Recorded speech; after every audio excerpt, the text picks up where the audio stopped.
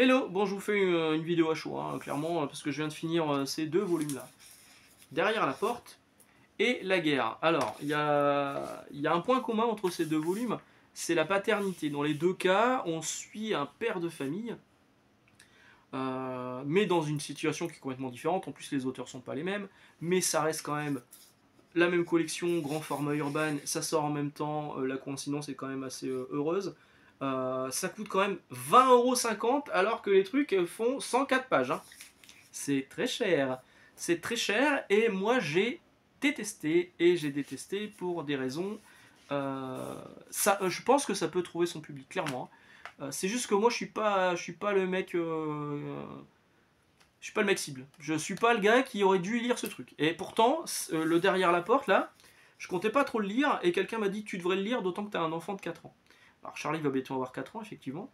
Donc je me suis dit bon allez, pas faire mon idiot, c'est James Tynion the Fort et il est capable de faire de bons trucs comme des trucs beaucoup moins bien. Gavin Fullerton je connaissais pas du tout au dessin mais bon c'est plutôt efficace par rapport à l'histoire. Ça fonctionne. Hop. Bon, on voit pas grand chose, hein, c'est toujours très noir. Hein. Donc, je vais pas trop vous en parler parce que ça serait spoilé quand même beaucoup, tout comme l'autre titre.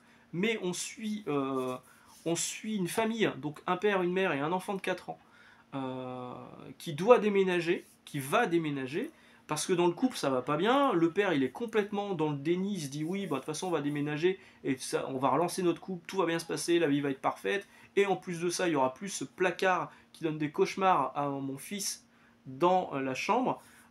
Placard où on voit une espèce de créature. C'est pas du spoil, hein, on le voit ici. Hein. Un peu chelou, un peu style Alien de Roswell qui apparaît. Mais c'est plus compliqué que ça, vous le verrez si vous décidez à l'acheter et à le lire. Euh, En fait, le père, il est tellement dans le déni que il y a un moment, donc il laisse tomber, il part avec son fils en road trip, il laisse la femme partir en amont pour le déménagement et lui il décide de faire un road trip avec son fils de 4 ans. Bon bah ok. Euh, et pendant tout le truc, donc il se retrouve chez un ami à lui qu'il n'a pas vu depuis longtemps. Il se plaint en fait, il se plaint tout le temps de plus avoir la vie qu'il avait avant, de plus être aussi libre qu'il était. Alors ça, effectivement, là-dessus, moi j'ai pu me reconnaître parce que je pense que tous les papas sont passés par là à un moment ou à un autre. Même moi, j'ai encore du mal à faire mon deuil de la vie d'avant, des sorties, de la liberté en fait, que dès que vous avez un enfant, tout est beaucoup plus compliqué, enfin surtout quand ils sont en bas âge. Mais à côté de ça, il y a quand même des super moments. Moi, Charlie, enfin je passe des super moments avec mon fils et c'est génial.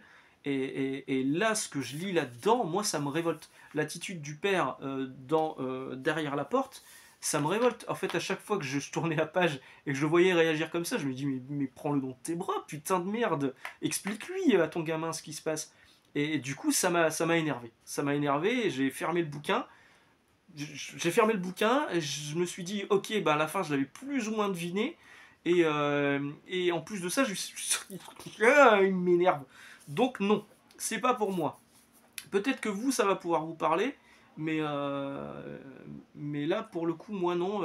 Les réactions du père m'ont agacé. Bon, la mère, elle fait ce qu'elle peut. Et le gamin, mais j'étais tellement triste. Et il y a quand même un moment, donc je vous l'ai dit, il va voir un de ses potes pendant le road trip. Le pote lui explique clairement qu'il est en train de merder. Il lui dit. Et l'autre, bah, il écoute pas. Voilà, il écoute pas, il fait genre ah mais non, tu sais pas, t'es loin. Ouais. Bref, j'ai fini derrière la porte que j'ai pas aimé. Je me suis dit allez, vas-y, on attaque la guerre. La guerre, bon déjà la couverture, c'est pas une couverture américaine, c'est littéralement la dernière page du bouquin. Oui, je spoil légèrement, qui a été agrandie pour pas qu'on voit ce qui se passe vraiment, mais c'est la dernière page du bouquin. Moi, ça me gonfle. Quand il y a des couvertures américaines, utilisez les putains de couvertures américaines, bordel de merde. Oui, je suis énervé. Alors, la guerre. Cette collection-là aussi, ce qui m'énerve, c'est que du coup, il n'y a aucune explication. Hein. Moi, je lis ça derrière, je vous lis ce qui est écrit derrière. Il n'arrêtait pas de ressasser cette putain d'histoire, c'est vulgaire en plus. Hein. Là, ce monstre qui se cacherait dans son placard, à l'appart, et qui voudrait le choper. Et ça vaut le coup de lui gueuler dessus. Voilà. Ça, c'est pour celui-là.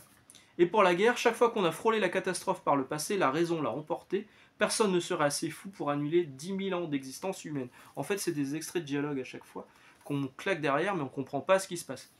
La guerre, c'est scénarisé par Garth Ennis. Garth Ennis qui a fait beaucoup de récits justement sur la guerre, qui a fait du Punisher, qui a fait Preacher. Donc un scénariste plutôt connu pour ses récits un peu trashos. Hein. Moi, je vous avais fait une vidéo aussi sur Just a Pilgrim, je crois que c'était lui. Et voilà, Becky Cloonan au dessin. Ça va.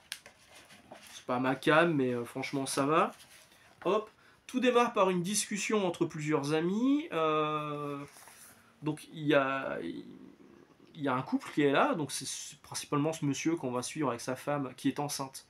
C'est pour ça que je vous parle de paternité aussi. Qu'on va suivre quasiment pendant toute l'aventure. Au début, ils sont juste en train de discuter de la guerre actuelle en Russie. Et donc du coup, tous les mecs sont en train de discuter de géopolitique, comme on peut le faire tous hein, dans une soirée avec des amis où on essaie de réinventer le monde. Là en plus avec la politique française, il y aura de quoi dire, hein? Bravo. Et donc ils discutent, ils refont un peu le monde tous ensemble et ils parlent effectivement de cette guerre actuelle avec les Russes, de ce qui se passe actuellement là-bas, et ils viennent tous à en conclure en disant bah, de toute façon, il y a eu, souviens-toi de la crise de Cuba, on était à ça d'avoir une guerre mondiale et finalement ça s'est pas fait. Les gens sont pas assez cons pour balayer autant d'années d'histoire et de culture, etc. sur un coup de tête. Va arriver ce qui va se passer. Donc là, c'est le point de départ, c'est proche de ce qu'on vit actuellement. Et Garth Ennis part dans le côté le plus pessimiste de l'affaire, c'est-à-dire qu'en fait, il y a quelqu'un qui a appuyé sur un bouton, et là, on va essayer de suivre ce groupe d'amis, voir ce qu'il advienne d'eux. Certains sont dans un métro à ce moment-là, certains sont cloîtrés chez eux, et puis surtout, on va mettre l'emphase sur ce couple avec ce bébé à naître, et donc ce futur papa qui est complètement largué, et pareil, sa façon de voir les choses avec sa femme, et sa femme qui lui explique en plus, hein, sa façon de voir les choses, quand on lit le truc, le bébé est pas encore là, on se dit oh là ça va être un mauvais père, ça va être un couple qui va partir en couille, c'est sûr, sûr. Le mec n'a aucune concession, rien. Il veut rien entendre, il est arrêté sur ses idées. En plus de ça, là, avec la situation d'urgence qu'ils sont en train de vivre dans le récit, c'est très compliqué. Alors non seulement le récit, moi, bon, c'est un récit de survie, machin, je l'ai trouvé un peu court dans ces 100 pages, hein, dans son déroulement, mais surtout la fin. Qu'est-ce que c'est que cette fin de merde?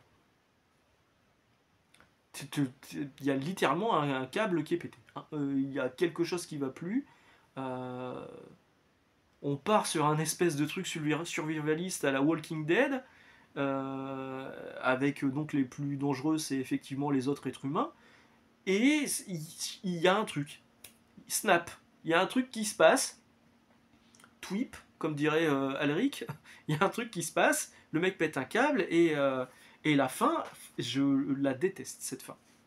Ces deux lectures m'ont énervé. Alors du coup, est-ce que c'est pas une bonne chose? Parce que j'en suis pas sorti indifférent. Vraiment, j'ai ressenti des choses en lisant ces trucs-là. Mais j'ai pas ressenti des trucs qui m'ont fait... sentir bien. Alors, bon, la guerre, a priori, c'est un truc plutôt pessimiste et qui en plus est complètement ancré sur le réel, donc effectivement, ça peut être un peu anxiogène, mais de toute façon, anxiogène, c'est le cas des deux récits. Hein. Vraiment, j'ai pas aimé mes lectures, je vais pas du tout les recommander, mais je vais pas non plus vous dire c'est de la merde. Chacun y trouvera ce qu'il cherche, et je suis curieux d'avoir vos avis si vous les avez lus. Savoir ce que vous en avez pensé sans spoiler évidemment, parce que moi ça m'a retourné, vraiment j'ai pas aimé. Voilà, je vous laisse là, je vous souhaite une excellente journée, excellente lecture, et on se retrouve au plus vite. Ciao.